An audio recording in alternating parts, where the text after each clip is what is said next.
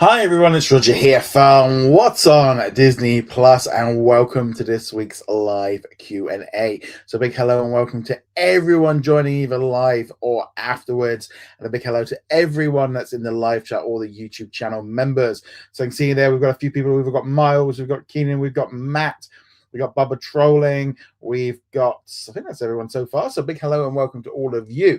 So as I said, each and every week I do this Q&A and I answer questions that have been submitted in advance by Patreon and YouTube channel members, but also YouTube channel members can join in right now on the live chat. You can also join in if you aren't a member by becoming a member for just a couple of bucks a month, and that way you can get to take part.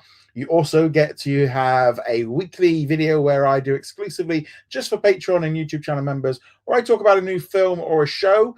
So I've just put up the Testament of Anne Lee. So that's this week's exclusive video. And I have just recorded a video for coming up in 2 weeks' time, because next week, with it being Easter Sunday, I'm not going to put out any video and I'm not going to do a live stream next week. So there won't be a live stream next week. And we'll take the day off because it's Easter Sunday.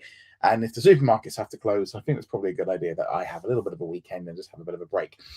So yeah, so that's great for you guys. Also, you can help support the channel by using the super chat function, or you can do the gift membership option, all of which just help support the channel. Really makes a massive difference. So with that there, I said got lots of questions already flowing in, which is great. So I am the kind of the head, kind of the main story that we want to talk about really is AI. So earlier this week, it was revealed that, as Kayla put the question in, we actually had about 3 or 4 on these. It was announced that Disney has terminated its deal with OpenAI after the latter announced that the Sora app was closing down. How do you think about this? Aaliyah asked a very similar question about my thoughts on the AI deal. And Miles also asked about the fact regarding the end of the Disney's deal with OpenAI, what's your take on the closure? So all 3 of them at the same time can still the same question. But never worry about sending in the same question, because it just means then if there's a lot of interest in it, it just then kind of helps me gauge what's probably going to be the most useful one. So let's go back in time a little bit. At the end of last year, it was announced that Disney was going to be partnering with OpenAI. They had OpenAI had licensed Disney characters. I think it was about 250 characters, which are mainly animated characters. There was no humans and there was no human voices. It was all things like Stitch, Darth Vader, Spider-Man, just generic things. There wasn't like any likenesses to humans or anything like that.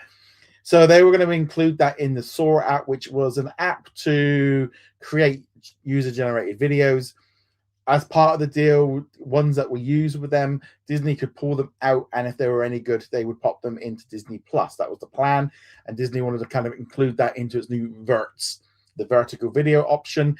Bob Iger was talking about this quite a lot. He was very much bigging up this idea and thought it was fantastic. And as part of the deal, they would also be investing $1 billion into OpenAI. I don't think the news went down very well. There was a lot of people that were negative about this. This very much like the stock market didn't really respond too well to it either.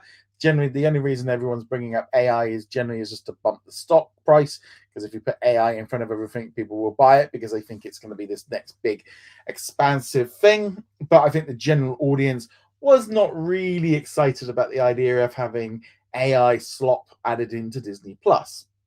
So earlier this week, it was revealed that Sora AI was going to be closing down. Now, whether or not that gets incorporated into Open, Chat GPT or whatever it is, so I think that is definitely, I think this was a blessing in disguise for Disney. Josh DeMario probably inherited this deal. He might have been involved in it in some way before it, but it wasn't his deal. And he can kind of go, okay, that's $1 billion I can spend on something else. And yeah, he gets out of it. Now, whether or not they go off and invest in other AI companies and do something similar, maybe they do something like with Gemini or somebody else, who knows? But I would imagine that they saw that the stock market didn't really respond too well to this kind of wishy-washy AI stuff. Wall Street kind of investors want a bit more in it. I still think AI is a bit of a like a dot-com bubble. I think there is going to be a problem with this in the future as AI doesn't deliver what investors want, like we saw with the streaming wars and everything else. I think it's a little bit of a bubble. I don't think AI is going to vanish. I think the big problem for this Sora app stuff was the fact that it was generally costing them more money to make each video than they were getting in from subscriptions. That's not a sustainable model long term. And I think that's the big problem with AI. Now, Google have had a problem with Disney. They now, if you try and create anything in Gemini, for example, using a Disney character, it will just say, "Sorry, due to third-party rights, we can't do this." So they've really clamped down on it. And I think Disney were trying to. I get what they were trying to do. Is like, well, we can't beat them. We might as well join them, try and see what this technology is like, use it internally, learn from it, and see where it goes. Because I think it was only a short-term deal. I think as far as the Disney Plus aspect of bringing in AI stock, I thought that was a horrible idea. I thought it was counterproductive to what Disney is about creativity, about quality, and just creating AI slop and chucking it into Disney Plus for cheap content for young kids didn't sound good. So I think personally it's a good thing. I'm hoping Disney kind of takes stock of what's going on and go, look, it didn't really bump the price. It's not really helping us. Now, I do think Disney, like any company, needs to investigate technology. It needs to investigate ways of doing things. Now, whether or not if they can use AI to help with rendering, CGI, but they still need humans to kind of deal with it. If you can use AI, can be useful as a tool, but it's a tool. It's not a way of just trying to do everything, without actually using humans. And I think the creative element needs humans involved. I'm not necessarily against AI. I just feel like there needs to be a lot of guardrails in place, and it has to be used responsibly, and it has to be used from the point of view as well of, it's like, if I'm trying to deal with a company and I'm on a web bot, kind of an AI bot, and it's like, I don't want that. I want to speak to, if I want customer service, I want to speak to a human. I want that. You just keep rolling me around with an AI bot. I will probably not spend money with you, or I will be returning a product or doing something. I generally, that's the way I look at it. I just feel like the whole idea of AI slop in Disney Plus was a bad idea. So I think the end of this deal was a blessing in disguise. I'm just going to jump into some AI related questions to begin with. From the live chat, let's see what we've got going on. Kevin says, to answer the question, I don't see AI generated videos on Disney Plus now. The deal is terminated. However, I can see AI being used for algorithms to suggest movies and shows. See, that I have no problem with them incorporating an algorithm and using AI to do something that a human can't do. And a human cannot give, we can have a curated list on the Disney Plus homepage, but it can't make a personal one. There's not going to be a Disney employee sat there waiting, going, "Oh, Roger's about to go on to Disney Plus. Let's shove him some stuff." No, AI is how it does. You jump onto YouTube, and YouTube uses its algorithm and it uses software to work out what I might be more likely to watch. It works out what kind of thing I'm currently interested in, knows which creators I am interested in, and goes with that. That's why I find it very useful if I'm watching YouTube and there's a channel that pops up that I'm maybe not interested in. I will put, do not recommend this channel or not interested, because I want to tell the algorithm, please stop giving me this stuff. If I keep responding to it, the algorithm kind of learns from it. And sometimes it's like, yeah, you know what? I don't really want all this stuff coming through. So I do think, for example, for an algorithm, I don't think that that's a problem, because it's doing something that a human can't necessarily do. I still want a human involved in the creation of a part of the front page. I think that makes sense to have someone looking and going, let's promote this, let's promote that. But everything else, I think that's good. We've also got a super chat, which I will jump into now. Thank you very much, Matt, for your super chat. He says, and again, thank you for your continued support and your super chat. With Paramount Plus buying HBO, where do you see Disney ranking in the streaming? So my gut would be that Disney Plus will be streaming number 3. I think they will probably never be able to overtake Netflix. I don't think that's ever going to happen. I think if they do, they drastically need to up their game. I think they really need to be if they want to go after Netflix, Disney Plus will need to be, I think, more aggressive on originals. and making Disney Plus the center point of the television. I think the theatrical system and the way they're doing it, I think it makes more sense for Disney to do it the way they're doing it rather than Netflix's route. But I think they need more content to compete with Netflix, and also to make it kind of until linear is completely gone, I don't think Disney can ever really go after Netflix in that way. My second one would be Amazon, and I think Amazon have got a unique position where they have a lot of subscribers because so many people buy products from them. That I'm not entirely sure if they are actually very watched. I mean, guys, do any of you have Amazon Prime? How much do you watch it, or do you just have it for free shipping?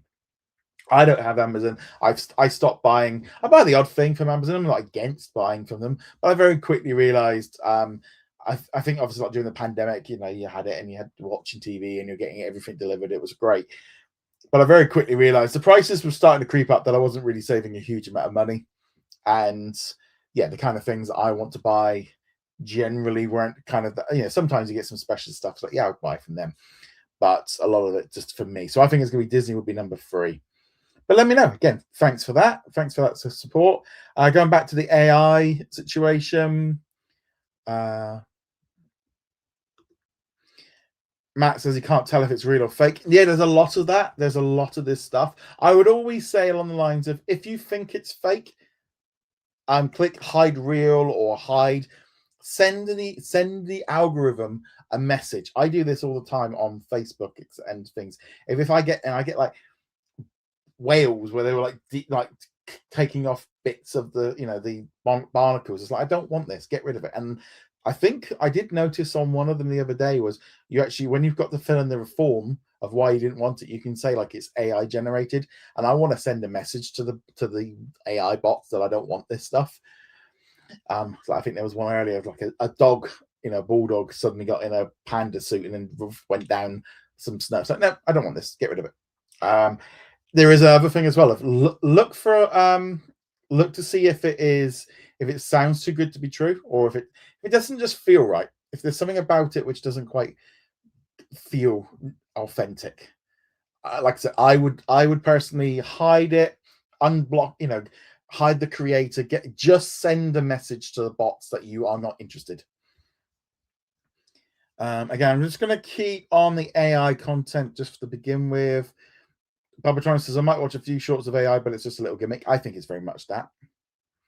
Again, I'm just going to keep on the AI topic just to begin with. Matt says, do you think we've seen an AI Disney Plus show? I don't think we ever will. I don't think it's going to be capable.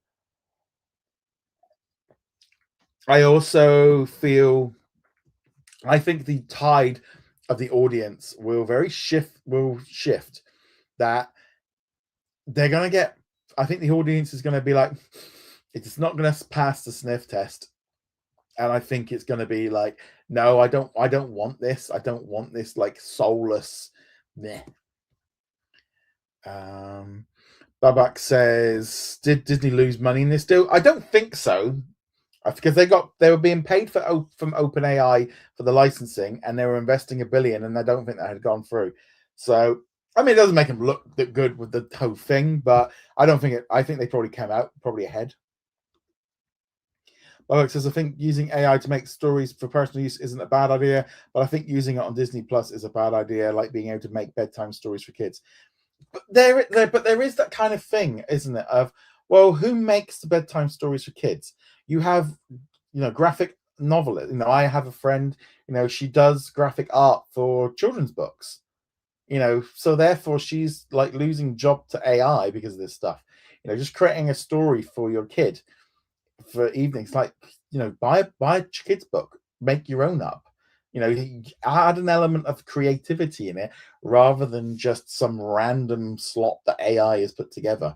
I just think that from the creative point of view of, you're feeding essentially junk food, you think of like mass processed stuff that's just been a rehash of, and probably the story is probably not going to make a lot of sense. And I think, again, it's like, I don't know, I personally I think, if you're going to just buy a few books, pick up some books and, do it that way around rather than relying on AI. Because what you're going to do, just get AI to be the the voice of you reading it to them, so you don't have to do it. I don't know. Sounds a bit bad. Let me go. Bubba Trolling says Disney should make us make our own profile pic on Disney Plus with AI. I disagree with that.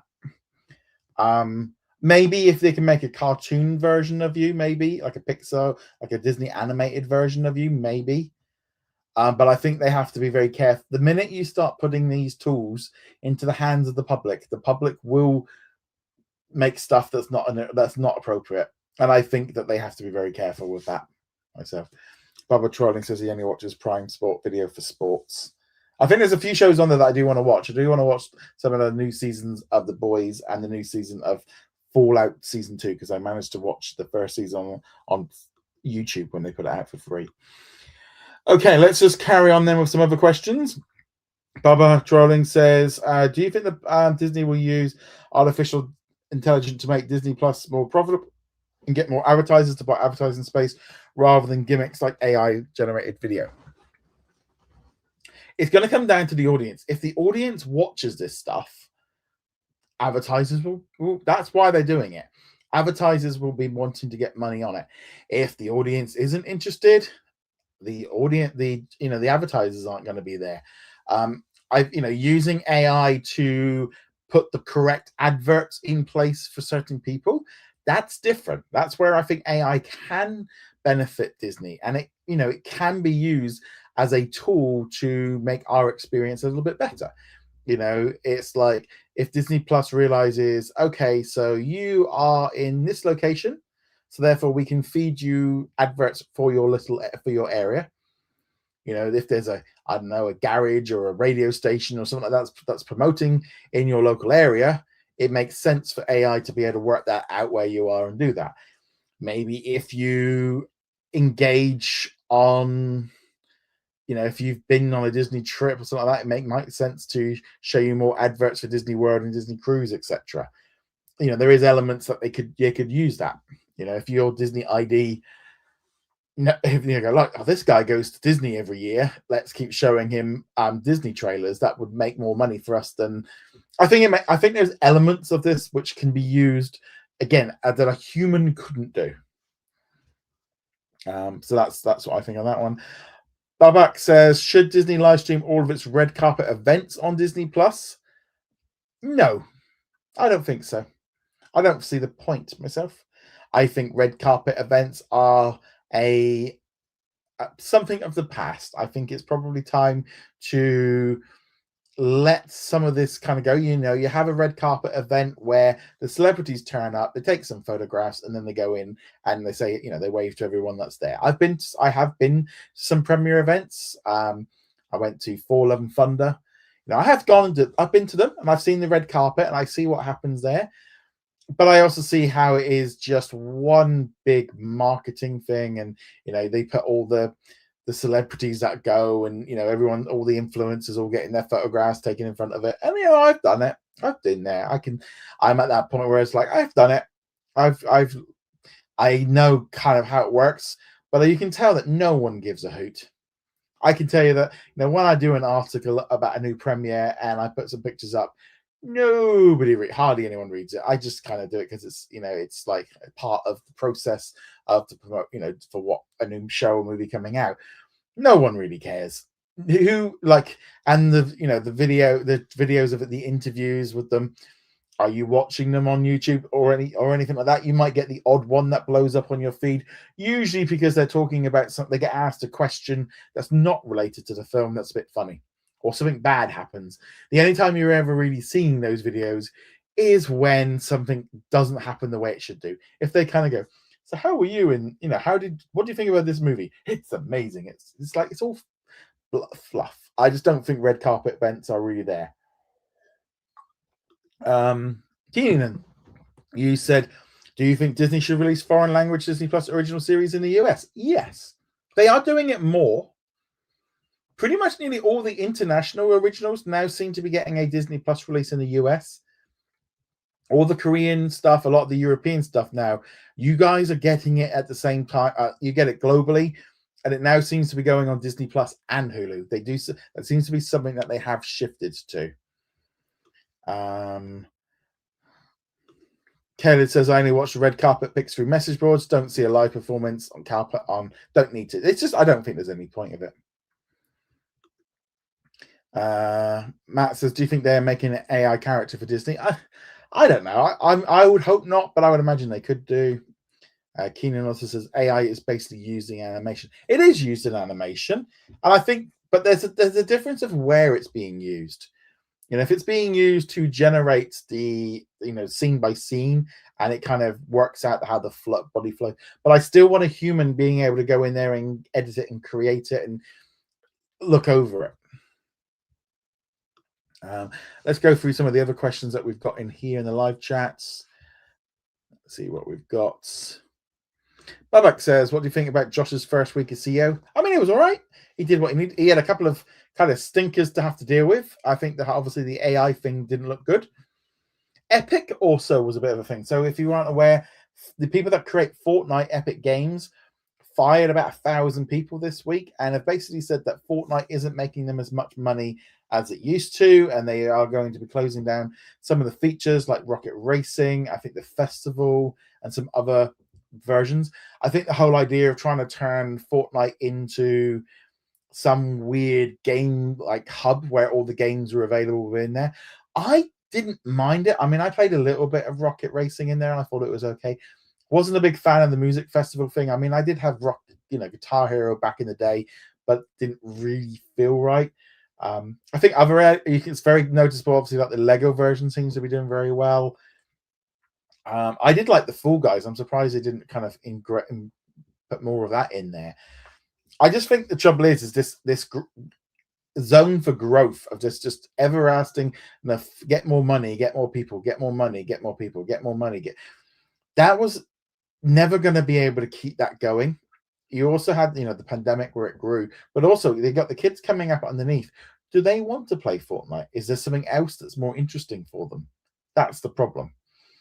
And I think Disney kind of getting in on the Fortnite thing of creating their new universe and thing that they're doing, it might be amazing, but they've also got a very bad habit of, are they too late? Should this have happened 5 years ago? When Disney Infinity started getting wrapped up, they should have been moving into doing something like that. I think they're just late to the party. But again, Fortnite is not necessarily in a bad state. It's just, it's not making the money that Epic wants it to anymore. Matt says, do you think Sony keeping Miles Morales, not letting Marvel use it in the MCU? I think it's a good idea. I actually, if I was Mr. Sony and I was doing the Marvel films, I'd be saying to them, right, okay, we've got a really good thing going with Spider-Man with you guys.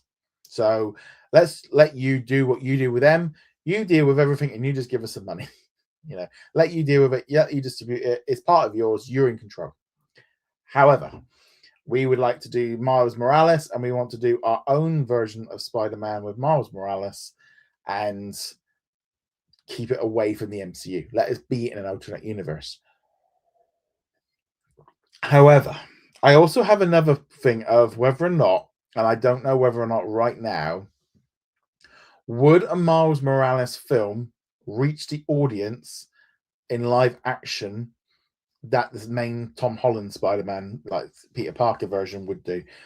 Right now, we're in a very different political system, and I just don't know if the mainstream audience would look at Miles Morales and be like, I know the animated films have done well, and they've, that worked, and the video games. I just recently played through Spider-Man 2, where you play both characters.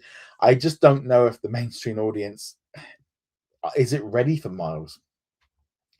I think it would be a great idea for them to have the two things separately, but maybe I don't know. I think the mainstream audience, we've already seen they've rejected a lot of the stuff that they've tried from the comic books. Maybe Miles is one step too far. As I said, I think Miles is a lot different. They've done enough different to it, but I don't know. I think there's too many Spider characters.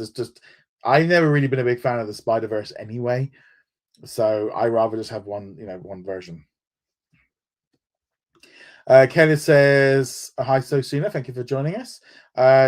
Kelly says, Disney and Marvel Studios have a presence at CCXP Mexico this April. What are your expectations for this event?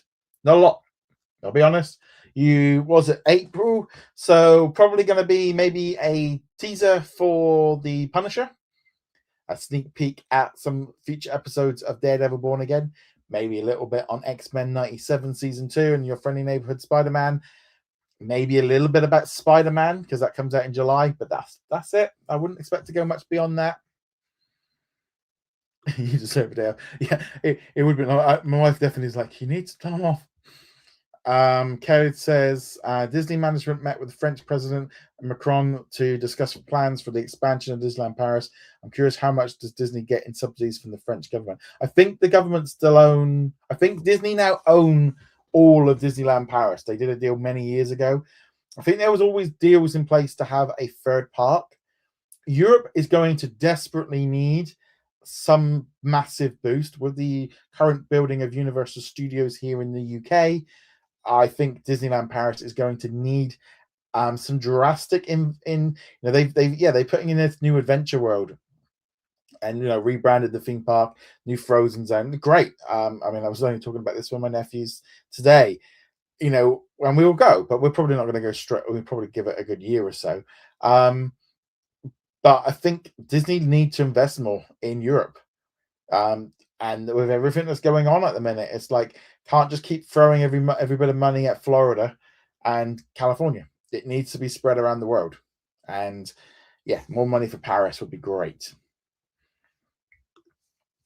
Kevin also says on Friday it was reported that James Tolkien passed away. What are your family memories of him as Mr. Strickland in Back to the Future? Well, that for me it was always, he was Mr. Strickland from Back to the Future.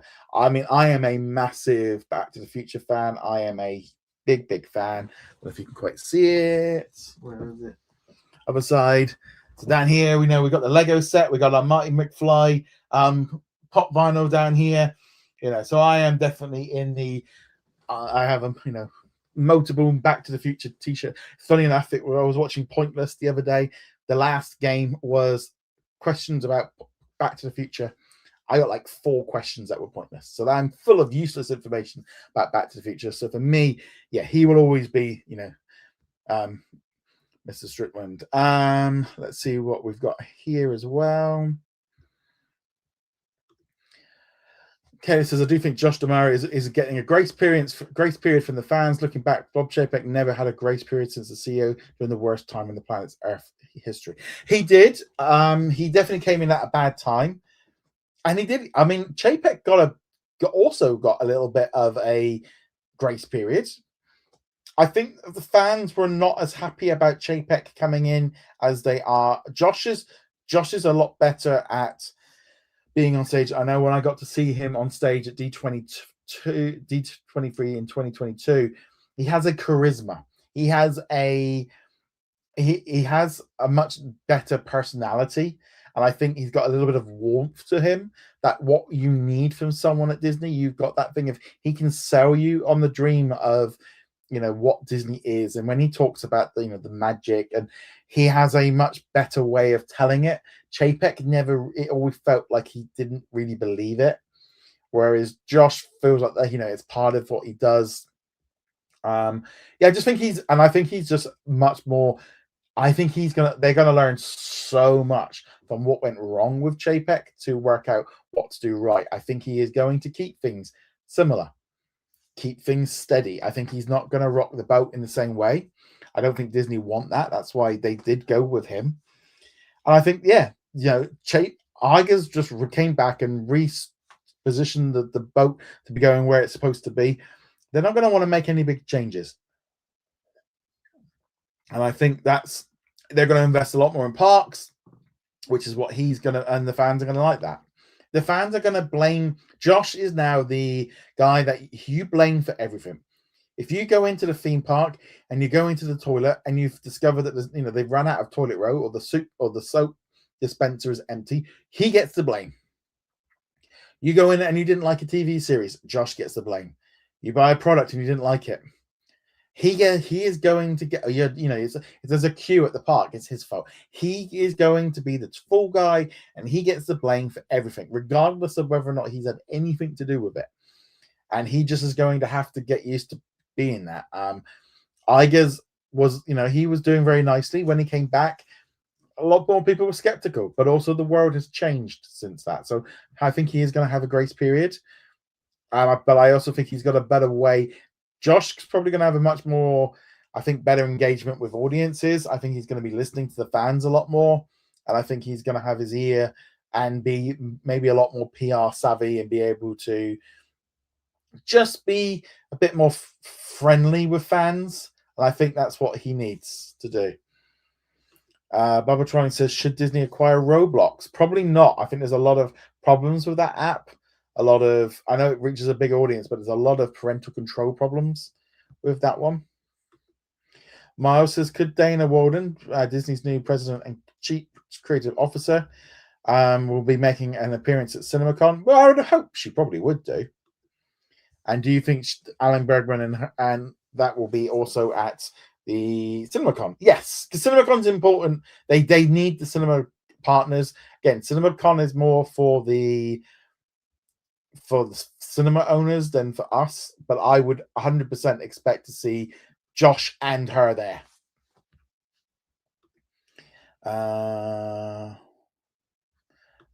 Keenan says, speaking of Miles, will Disney be at CinemaCon? Yeah, I would imagine they would have to be.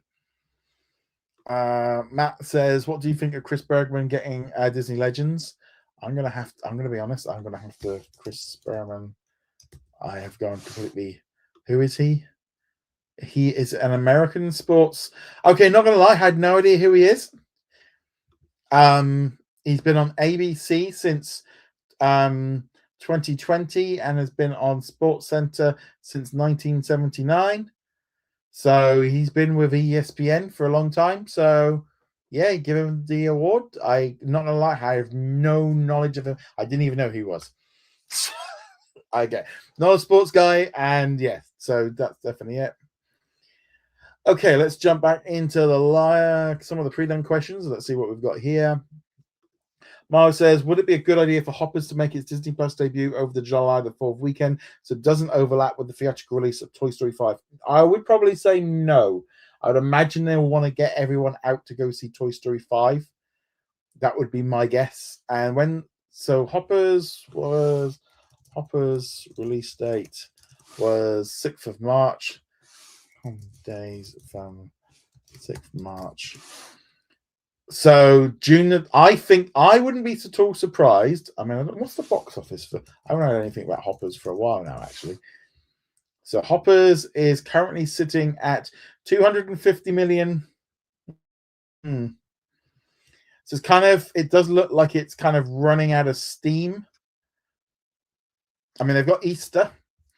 Maybe they go the opposite way. Maybe they go, instead of delaying it, maybe they go the opposite way and to go like end of May, beginning of June, and do it that way around. That would make more sense. They might go to, unless, as I said, I think they're going to want to stay away from a few weeks from Toy Story. Keenan says, after Warner Brothers and Paramount merge, there'll only be 4 major film studios. Do you think at some point either Lionsgate or Amazon MGM would be a major film studio in the future? I don't think so. I don't think Lionsgate is going to have the finance. It depends where they want to take their film studio. The question is with this film studio. So you've got Paramount, Disney, Universal, Sony, Netflix, Amazon, A24, Lionsgate. So there's a few big ones there. I think this whole idea of there being these 4 different, it's like it doesn't really matter as long as there's competition. And I think if you've got Disney, Netflix, Universal, Paramount, you've still got 4 big studios in competition with each other. Kayla says, what are your takeaways on the D23 announcements? I'm not gonna lie and be a bit like, I felt a little bit underwhelmed. As someone that, I loved when I went to D23. I absolutely loved it. I literally have, my path. You can't quite see here, but I've got my pass down here. I loved it. and I would love to go back one day. D23 for me was a bucket list kind of thing to go and do. It was always something I'd always loved to, always wanted to do. But if I never go again, it's a bit like WrestleMania. D23, WrestleMania, an NFL game. There's kind of things of like for me of like I really wanted to do. I'd love to go to the Super Bowl one day, but I mean I've been to see an NFL game in London, but generally, there's only so much, for me, going to Disney to D23 is a big expense. Flying out to LA, spending 5-6 days out there.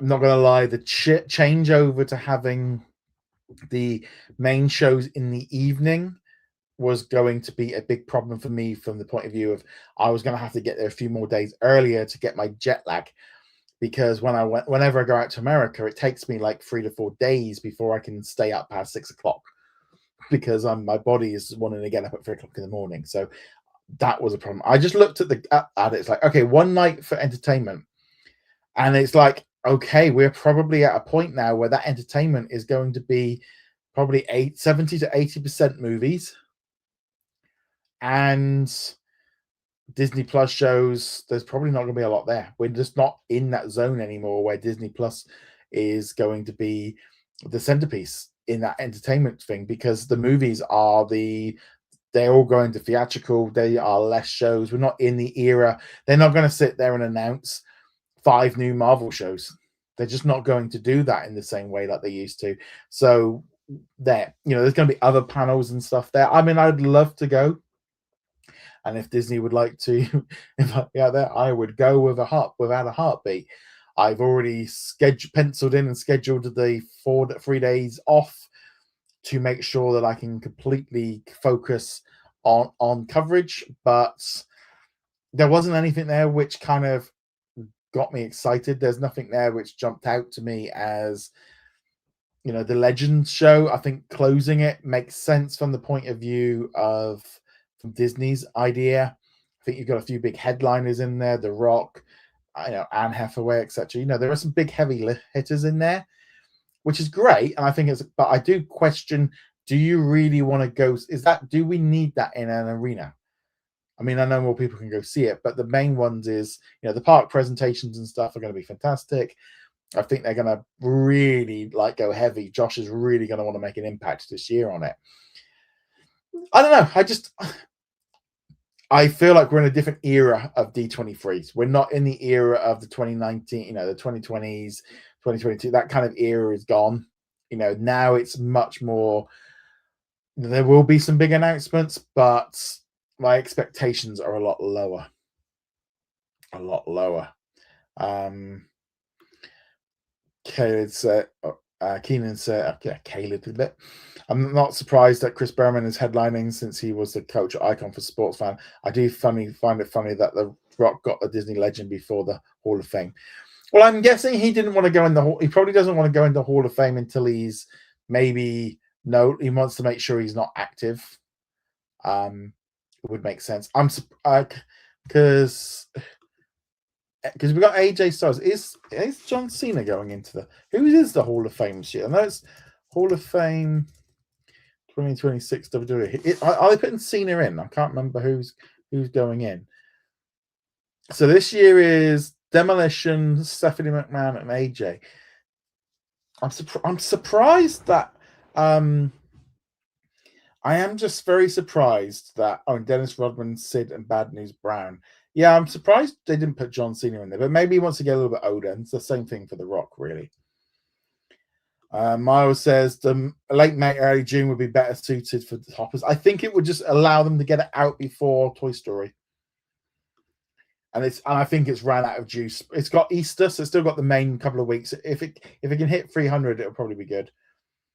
Matt says, do you think they should do one original 1 year and the next year do a sequel? What are your thoughts? I do think it's funny. My wife was going through the list of movies that were coming out over the next years, and she was like, sequel, sequel, sequel, sequel, sequel.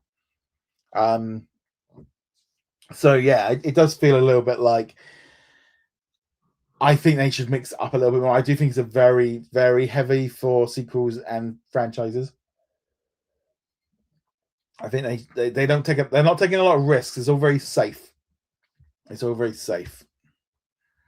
Babbitt says, "What do you think? Why do you think Iger got the Disney Legends this time around as opposed to his previous stint as CEO?" Because I think, in fairness to Iger, he has made a massive change to Disney. He was a huge factor in saving the company and really taking it to the next level with the acquisitions of Pixar, Star Wars, Marvel, and 20th Century. Some people might just argue with some of that, but he generally was able to bring Disney to an absolute high. I think it's a good time to give him a little pat on the shoulder and be like, and just be like, thank you. And here's a load of billions of millions of dollars in the process. But I think he has done some fantastic work. I do think he made a lot of mistakes, especially more so. I think the problem was the whole thing with Chapek was him having to fix the problems that Chapek brought in, and kind of we were in a bit of a bad era where Disney was not floating as good as it should have been, and he had to really kind of get a lot of stuff back. I think he got a lot of it back. I do think he's been able to get some of the company back to where it was, but essentially all he's been doing is just trying to get it back to where it was, where he originally handed the keys over. Keenan says there's rumors of Rock versus Roman Reigns happening every year, but haven't happened yet. The thing is, as well, Rock's, his age, I actually think he needs. I think he needs a little bit of a break from everything. I believe that ship has sailed the Rock. Yeah, I think it's gone too long. Bubbletron says, do you consider Disney Plus bundle the real Disney Plus base plan? Yes, 100%. You need both. If you've only got one, if you've only got Disney Plus or only got Hulu, you're only getting a chunk of it. You need the bundle. The bundle is now Disney Plus, and that's kind of how I look at it now. And that's the way that's why everything that comes through Hulu now is I just treat it as it's a Disney Plus product. Babak says, to clarify, I mean, why didn't he get it earlier? It's the first time he was a CEO. He was great with. Well, the thing is, you got to remember when he retired he left the job in February of 2020. Basically the crap hit the fan in March when the world shut down. There was no D23 in 2020 or 2021. He then came and he was out the door at the end of 2020 or 2021. He was gone. So by the time 2022 come around, I don't think Chapek wanted to do it because there was a lot of bad blood, and there was a lot of sourness with what was going on. This time, Iger seems to be leaving under a bit more positive.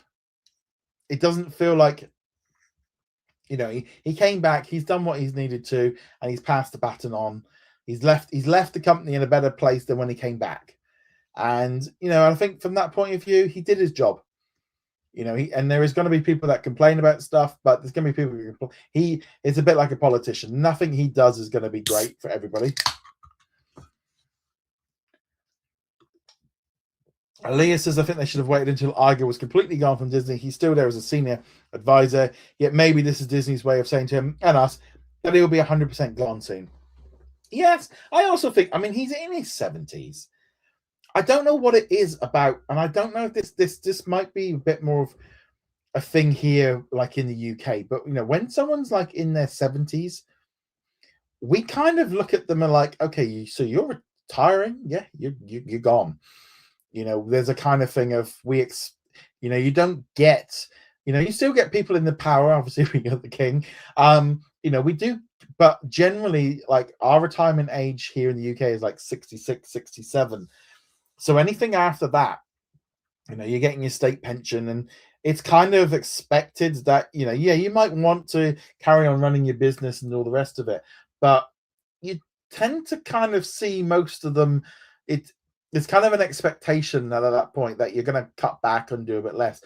It just feels like, like in America, that just this constantly just go. He's going to really find it hard to do nothing. I get that, because he obviously a very high energy, just in terms of what he's doing and what he needs to, he's going to want to keep doing stuff. And I understand the idea of, like, if I won the lottery tomorrow, I'd still be doing something like this because I'd want to do something. And I totally understand, if you're a workaholic and, you want to do something.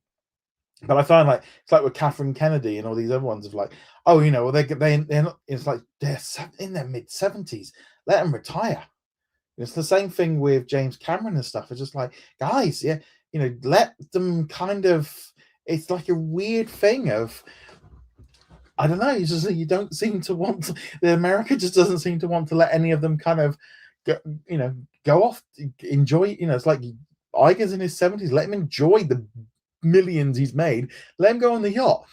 Let him turn up at, he can swan into Disney and be like, yeah, I'll do little things here and there for you guys, a little bit of advice. Give me a call if you need anything. Here's my hourly rate. Yeah, I don't know. I just find it quite weird, really. Kelly says Iger's getting as a nod to his retirement years. Reminds me of when AJ Styles got the Hall of Induction the same time he was there. Yeah, I think it just kind of it's letting him go out with more than just a clock. He's like, okay, he has to retire now. They can't bring him back again. They have to let him go. And I don't know. I mean, the trouble is, again, I think America right now, there is a kind of thing of having people that are older in power in positions isn't sometimes a good thing. Matt says, what do you think Disney will shut down ESPN Plus and standalone ABC? So ESPN Plus, I think, will go away probably within the next 2 years because it's already gone away because I think it's called ESPN Select. So I think it will go. So I definitely think that will be gone soon because there'll be more people just on the ESPN Unlimited bundle and it's just going to be irrelevant. ABC Linear, I don't think it's going to be going anywhere for years until the point where they pull the plug on linear. And I think Disney might always want to have a little finger in the pie. I think the rules are going to have to change of who can own those channels because the big companies might be like, well, this is just not worth it for us. We're going to get out of it. But I don't think ABC is going to go anywhere for a generation. Kelly says, I believe ESPN Plus will be absorbed into Disney Plus and ESPN. I don't see ABC leaving since Davies. Yeah, so basically, yeah, exactly what I said, really. Tim says, when do you think X-Men Season 2 will be released on Disney Plus? So I think they said mid-year. I'm wondering whether or not they might go like July, August. Do weekly release over July and August, or maybe August, September. When it depends, maybe when the kids are off.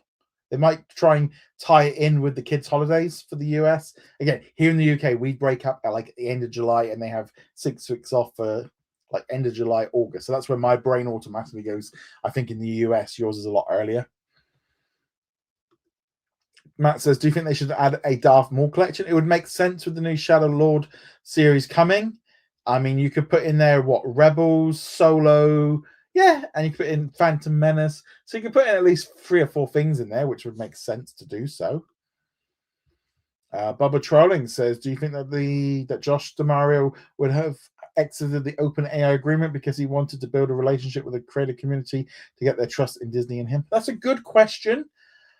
I think he might have just carried on with it and kind of put it down as a R&D kind of experiment, but probably would have ended up pulling the plug on some of it, I think, on eventually. Tim says, do you think there will be another Worlds Collide Tour concert special at Disney Plus at the end of the year? So they are doing another one. I would imagine they will do. It's cheap content. You're making a concert show, film it over 2-3 nights. Probably that it just makes a lot of sense.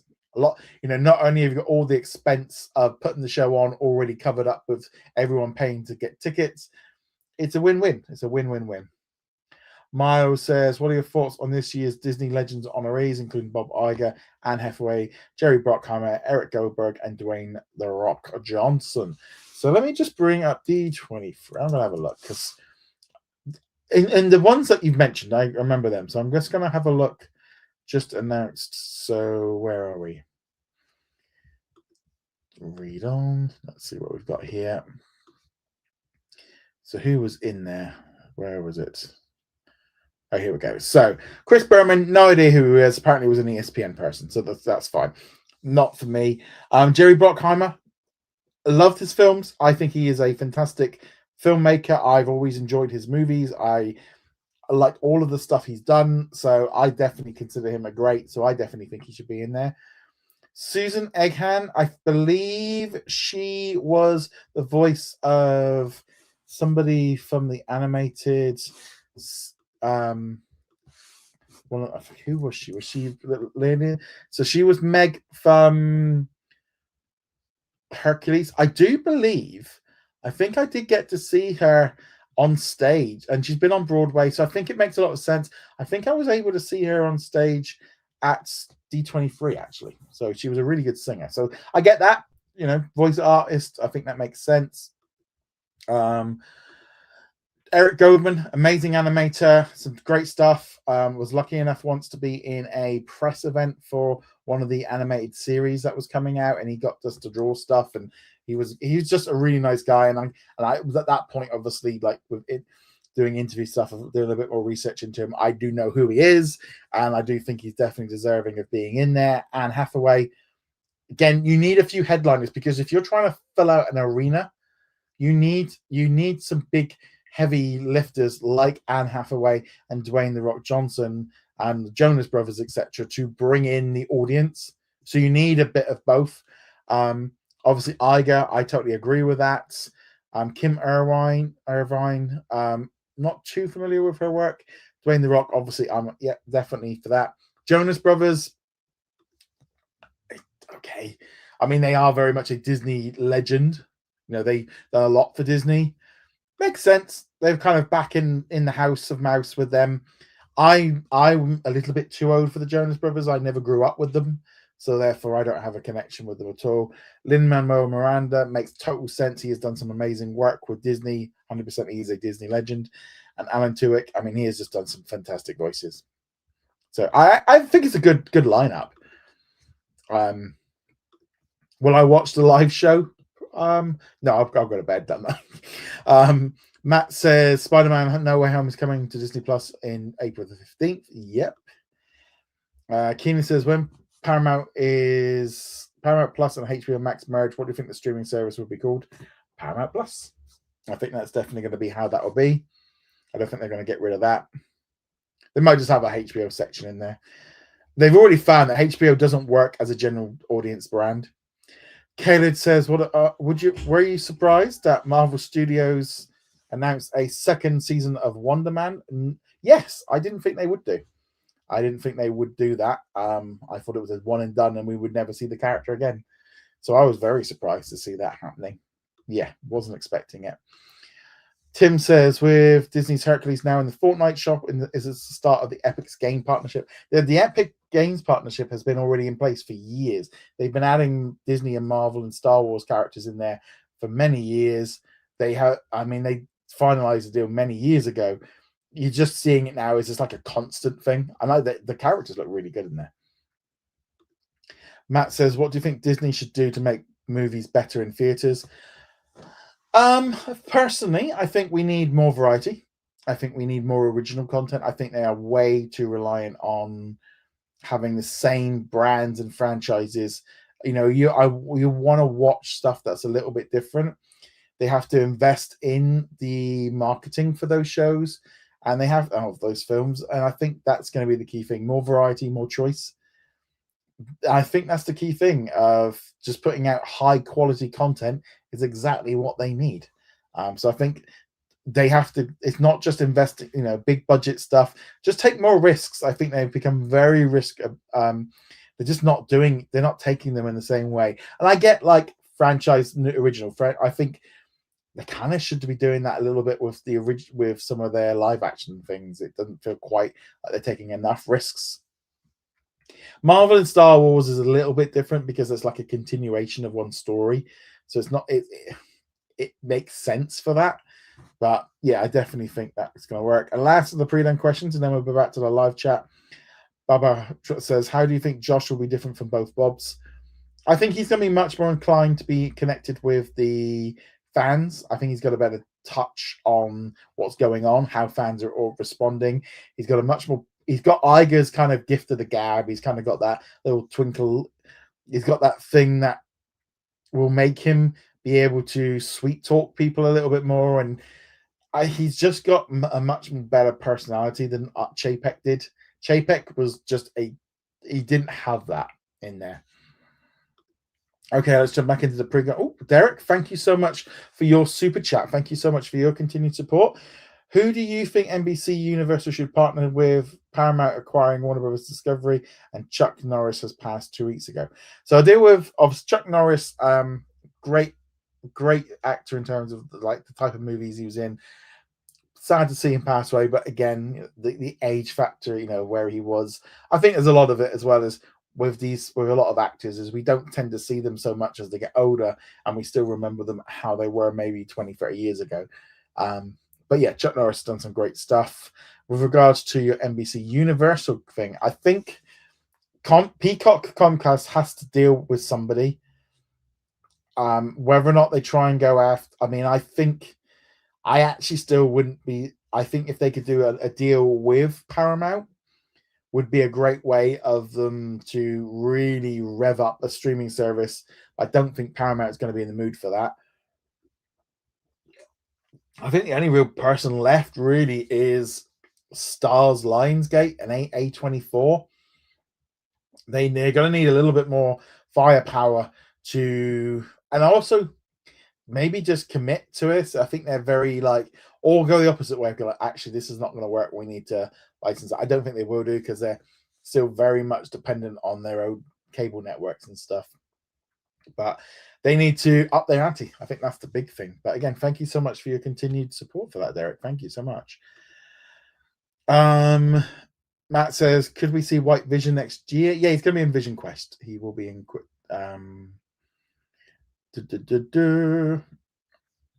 Aaliyah says, if you have ESPN Unlimited, they won't let you subscribe to ESPN Select. It's not available as a choice. Yeah. I think, again, it's being phased out through the back door.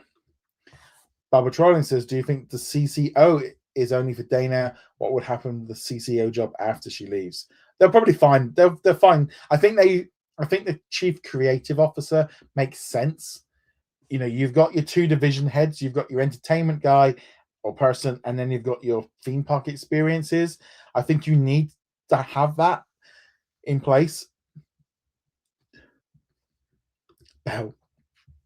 Yeah, she was Bell on. So yeah, that was what I had that exact same thought myself. Aaliyah says, Kim is the daughter of two Imaginers that worked at Disney, including the one that modeled Madame Leota and became an engineer. So yes, I was sitting there going, I'm sure I recognize the name. I was thinking something to do with Haunted Mansion, because I think I remember her coming up in maybe the Imagineering story or behind, but the name did ring a bell. And as you said, the mum was Madame Leota. Kelly says, remember when Marvel Studios, a second season of Wonder Man, I made sure it wasn't an April Fool's joke. Yeah, I just wasn't expecting it. Keenan says, I don't get why Disney Plus or Disney original films bombed in the box office since the pandemic. So I think this is coming in from a couple of different ways. Let's go first off with the creative side of things. I don't think Disney have been taking enough risks on original films that have worked with the audience in terms of what I don't think they've been good enough. The other big problem is I think the marketing has been off. Some of the films, some of the marketing hasn't been correct. I think some of the films got a little bit mangled up during the whole pandemic and the culture wars, etc., where things like Elio and Strange World, where there was just a mismatch of where Disney was at creatively and where the audience was at, and they weren't on the same page, and it's caused some problems. I think, and let's just be brutally honest here with cinema, of the audience is not going to the cinema as much. And there is a number of reasons for this. First off, money. It costs a lot of money to go to the cinema. And it's costing more and more. Everything is costing more and more. And therefore, every family is making that decision. and your cinema might be cheap. If you go on your own, it's cheap. But you start going as a family of 4 or 6, etc. And you're getting snacks and popcorn and parking and drinks, etc. Suddenly now it's becoming an expensive evening or an afternoon. And I think the cost of going to the cinema. So what's happening is you're getting events. So when a big movie hits, the mass audience will go in big bulk because they'll go as a family and see it. But then they won't go then for a couple more months. They'll only go and see 2 or 3 movies a year. So it has to be the big boys, the big main heavy hitters. And that's why the franchises are working, because if you are only going to take your kids and family to go see 3 movies this year, and you see, for example, Toy Story versus, I don't know, say Hexed. Toy Story is a known quantity. You know what you're going to get. So therefore, spending $50 to $100 on going to see Toy Story 5 is a lot less risky than going and seeing Hexed, which you do not know what it is. The Disney brand doesn't mean the same thing it did 10 years ago because of, like I said, the creative choices and the culture wars have kind of created a problem. So you've got the financial thing, and people are just, habits are not the same. You can watch movies at home at home in high quality 4K with good sound systems at home much better than we could before. The convenience of going to cinema is not the same. The experience when you're there. The simple truth is less people are going to the cinema in the same way that less people are buying newspapers, less people are watching linear television, less people are, there is a system in place which is just reducing that, and that is going to continue to happen. Cinemas are not, even myself, I'm not going to the cinema anywhere near as much as I used to. I mean, I haven't been this year. I think the last one I went to see was Avatar. It's like now, especially with digital releases, sometimes it's like, well, I'll just wait 6 weeks and I'll watch it at home. It's like, I want to see Hoppers. I'll just wait. Same with Zootopia 2. I just waited. And I'm a Disney fan, and I'm waiting.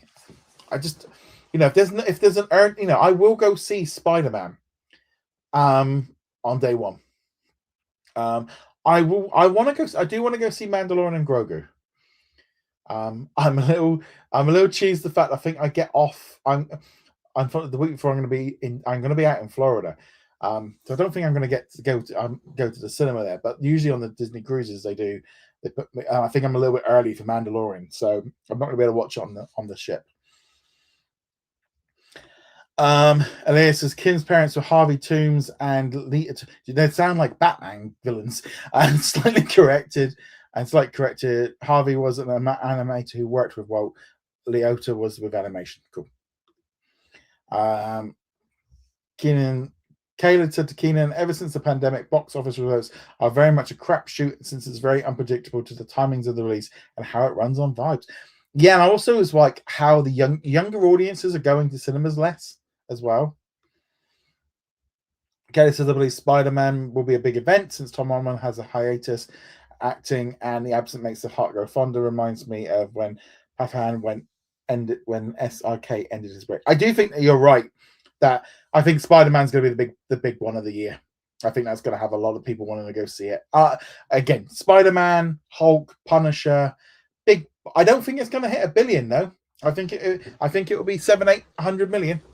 I think it's going to be more in the Far From Home category than the other one. Bob Tron says, do you think fans who call for the block of Paramount Warner Brothers bid on Reddit will have an effect over the government approval? None in the slightest. Reddit means nothing in the world of money. Nothing is going to. This thing is a steamroller, and it is going through, and it will not be stopped. It will happen, and everyone calling for it to stop have got no real powers to stop it. They won, the big cheese at the top is the one that could probably stop it. And he's a mate, so I don't think it's going to happen. I actually wanted to see Zootopia 2 in cinemas, but by the time it came around, I was on vacation. By the time I came back, weather presented me. Yeah, a lot of people went to see it. Far From Home did make $1 billion. Did it make it? Far From. Spider-Man Far From Home box. Did it? I didn't think it hit that much. Maybe it did. Oh, it did hit $1 billion. Yeah. So, and it was the first Spider-Man film to do so. I still think the new one, if it can hit 700-800 million, I think that would be a great result. Being totally honest, I do think that would be a good result. Right, so I'm going to do a call now for last questions. So as you might have noticed, I did do a this week has returned to just being a members only live stream in terms of comments. I did ask the Patreon and YouTube channel members, or actually mainly the YouTube channel members, what they preferred. They did prefer it this way, and obviously, they are.